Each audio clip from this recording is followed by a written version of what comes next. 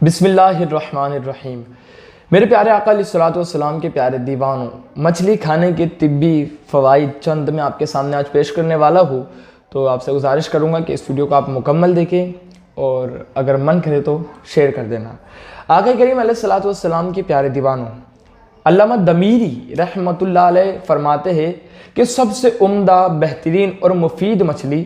سمندر کی وہ مچھلی ہے جو سائز میں چھوٹی ہوتی ہے اور جس کے پیٹھ پر نقش ہوتا ہے۔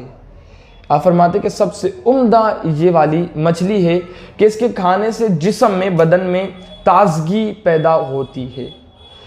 اور مچھلی کھانے سے دیکھیں عموماً پیاس لگتی ہے زیادہ، اور پانی پینا بہترین ہے، اور بلغم میں اس سے اضافہ ہوتا ہے مچھلی کھانے سے۔ میرے پیارے آقا علیہ الصلوۃ والسلام کے پیارے دیوانوں، علامہ حکیم ابن سینا کا قول ہے کہ مچھلی کھانے سے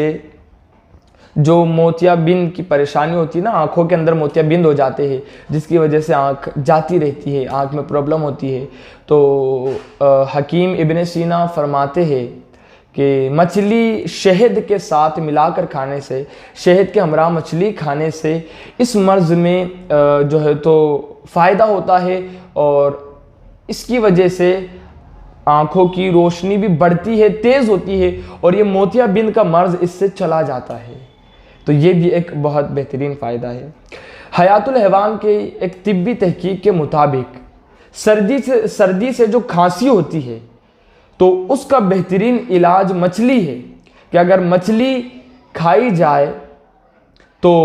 اس میں فائدہ ہوتا ہے اور وہ مرض چلا جاتا ہے۔ میرے پیارے آقا علیہ الصلوۃ والسلام کے پیارے دیوانوں، اسی طریقے سے مچھلی جو ہے گرم مزاج والے لوگ اور نوجوانوں کے لیے مفید ہے، اور مچھلی کھانے کے اور بھی بہت زیادہ فوائد ہے۔ یہ میں نے 3 فائدے آپ کو بتایا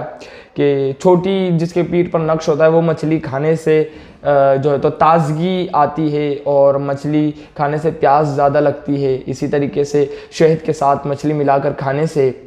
موتیا بند کا جو پرابلم ہے وہ حل ہو جاتا ہے، اور مچھلی کھانے سے سردی والی کھانسی میں فرق ہو جاتا ہے اور وہ چلی جاتی ہے۔ تو یہ بھی دیکھیں اللہ رب العزت کی طرف سے ایک انعام ہے کہ اللہ تعالیٰ نے مچھلی کے اندر اتنے سارے فوائد رکھے ہیں کہ بیماری کا علاج بھی اس مچھلی کے اندر ہے، بہت ساری بیماریوں کا علاج ہے۔ تو اس لیے اللہ رب العزت کے ہمیشہ پاکی بولے اور اس کا شکر بجا لائے، اس کا شکر کرتے ہوئے اس کی دی ہوئی نعمت کھائے، تاکہ اس کی دی ہوئی نعمت میں اللہ رب العزت اضافہ کرے۔